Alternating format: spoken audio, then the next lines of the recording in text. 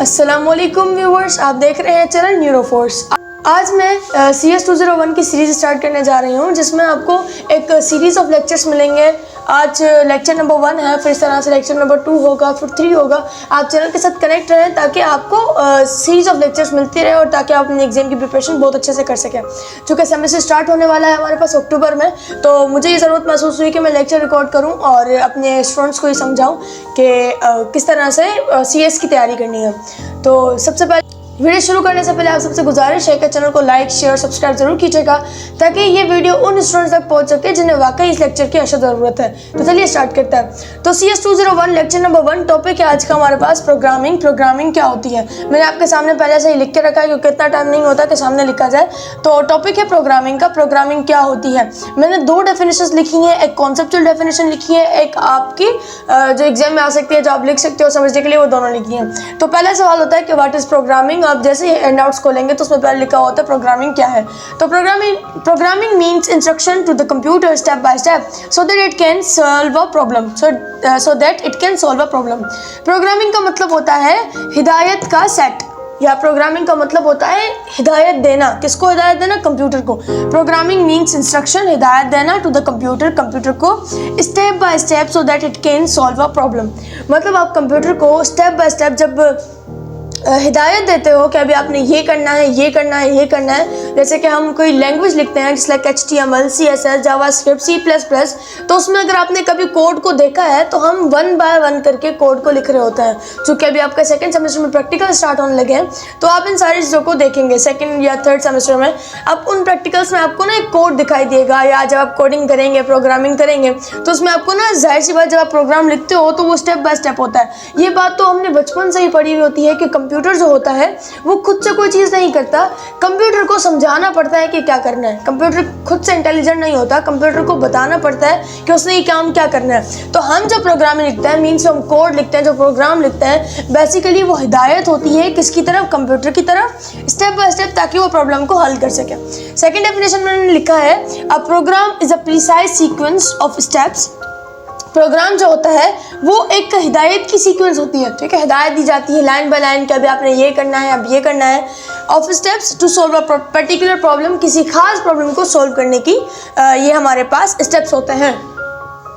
तो जैसे कि हमारे पास प्रॉब्लम थी, अभी मैंने आपके सामने लिखा कि भाई जो प्रोग्रामिंग होती है वो स्टेप्स होते हैं प्रोग्राम को सॉल्व करने के लिए, प्रॉब्लम को सॉल्व करने के लिए। तो हमारे पास जो प्रॉब्लम है वो ये है पिकनिक, ठीक है। मैंने ज़्यादा डीप में नहीं लिखी, सिर्फ एग्जांपल के लिए लिखी है। मान लो कि हमारे पास कोई प्रॉब्लम है पिकनिक का मतलब होता है, जैसे हमने डिसाइड किया कि हमें पिकनिक पे जाना है, तो सबसे पहले हमारे पास कुछ प्रॉब्लम्स आएंगी फेस करने के लिए। उनमें से पहली प्रॉब्लम होगी कि वेयर टू गो। सबसे पहला सवाल वेयर टू गो, हमें कहाँ जाना होगा। दूसरा सवाल what to take for picnic, हमें पिकनिक के लिए क्या ले जाना चाहिए, मतलब हमें कहाँ जाना है, क्या लेकर जाना है, किस तरह से प्लानिंग करनी है, कितने पैसे खर्च करने हैं। तो देखो ये प्रॉब्लम है, और फिर प्रॉब्लम को सोल्व करने के स्टेप्स। सबसे पहले डिसाइड करना पड़ेगा कैसे करना है, वो पहला स्टेप है।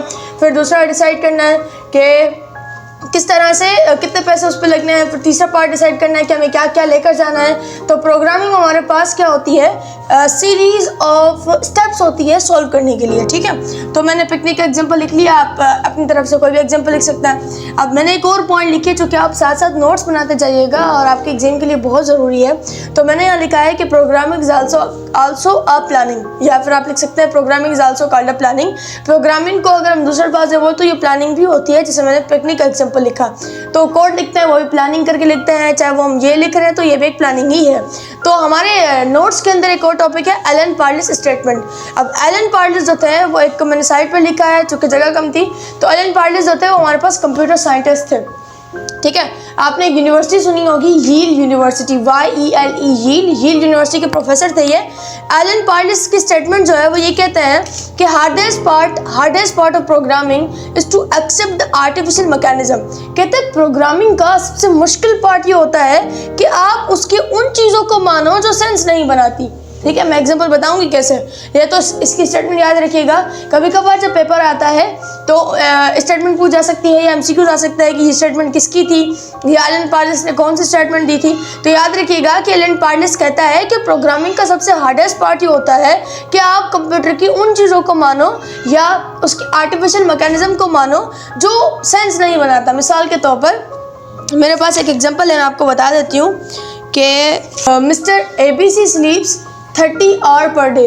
अब इस स्टेटमेंट की मीनिंग क्या निकलती है कि मिस्टर ABC जो है वो 30 घंटे सोते हैं दिन में। अब प्रोग्राम तो रन करेगा, मैंने स्टेटमेंट भी डाल दी, वो चलेगा भी, मुझे रिजल्ट भी दिखाएगा, आउटपुट भी दिखाएगा, बट देखिए कि वो सेंस नहीं बना। ग्रामेटिकली तो करेक्ट है कि मिस्टर ABC जो है वो 30 आवर्स पर डे में सोचते हैं, पर ये तो लॉजिकल नहीं है ना कि एक बंदा 30 घंटे तक कैसे सो सकता है। तो भले वो सेंस बनाए या ना बनाए, स्टेटमेंट जो होती है हमारे पास, लेकिन उसका हार्डेस्ट पार्ट ये होता है हमें उसे लिखना होता है। प्रोग्रामिंग में लाजमी लिखते हैं हम उसके, ऐसी स्टेटमेंट भी लिखते हैं जो लॉजिकली नहीं होती, सेंस नहीं बनाती, लेकिन वो एक डिफ़िकल्ट टास्क होता है प्रोग्रामर के लिए कोड लिखने के लिए। सेकंड स्टेटमेंट है हमारे पास, सेकंड स्टेटमेंट है स्टीव समट की स्टेटमेंट।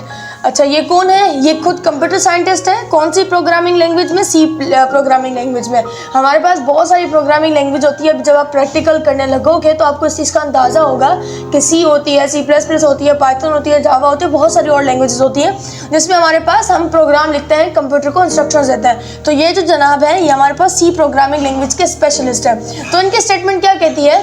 इनकी स्टेटमेंट कहती है कि at its most basic level programming a computer, कि जब आप कंप्यूटर को प्रोग्राम करने की कोशिश करते हो, जब आप कंप्यूटर को हिदायत देने की कोशिश करते हो, उसका मतलब होता है, उसका आसान मतलब ये होता है कि आप उसे बता रहे हो कि क्या करना है। बिल्कुल सेम तरीके से दोनों स्टेट्स में इस बात की कायल हो रही हैं कि आखिर जो प्रोग्रामिंग है उसका यही मतलब होता है कि आप कंप्यूटर को बता रहे हो कि उसने क्या करना है। कंप्यूटर खुद से कभी भी इंटेलिजेंट नहीं होता, कंप्यूटर को बताना पड़ता है, चूँकि वो एक मशीन है, उसको बताना पड़ता है कि उसने क्या करना है। अब अगला सवाल हमारे पास ये पैदा होता है कि Y is programming important.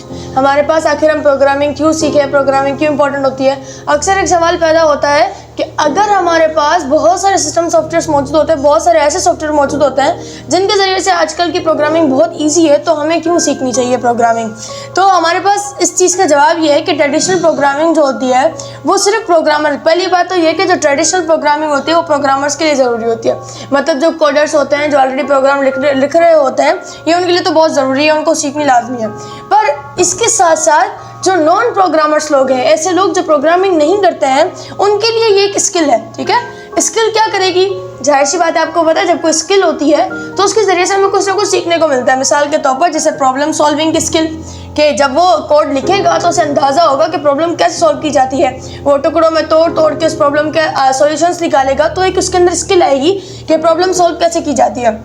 Logical thinking करेगा वो, मतलब वो एक कॉन्सेप्चुअल चीज़ों की तरफ जाएगा, कॉन्सेप्ट सीखेगा, लॉजिक सीखेगा, तो एक स्किल भी है। जहाँ तक हमारे पास प्रोग्रामिंग सब्जेक्ट माना जाता है, प्रोग्रामिंग एक चीज़ मानी जाती है, इंस्ट्रक्शंस मानी जाती है, वहाँ पर हमारे पास प्रोग्रामिंग स्किल भी मानी जाती है। और जाहिर सी बात है जो स्किल होती है वो तो सबके लिए यूज़फुल होती है। तो इस चीज़ का जवाब ये है कि हमें प्रोग्रामिंग क्यों सीखनी चाहिए, वो इसीलिए सीखनी चाहिए क्योंकि ये स्किल है और ये हमारे अंदर बहुत सारी हैबिट्स को पैदा करती है।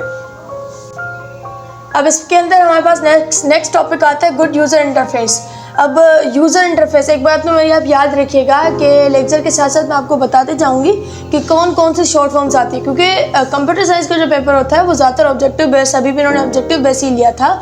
तो अगर ऑब्जेक्टिव बेस निकल कर आता है तो उसमें अक्सर ना शॉर्ट फॉर्म्स और फुल फॉर्म्स पूछी जाती हैं, या उनकी जो जिस तरह से पहले लफ्ज़ है मेरे पास UI, इसका फुल फॉर्म होता है यूज़र इंटरफेस। आप एक पेज लिखिएगा, या जब मैं साथ साथ नोट करती जाऊँगी फिर मैं आपको बताती जाऊँगी कि अब आपने नोट करनी है।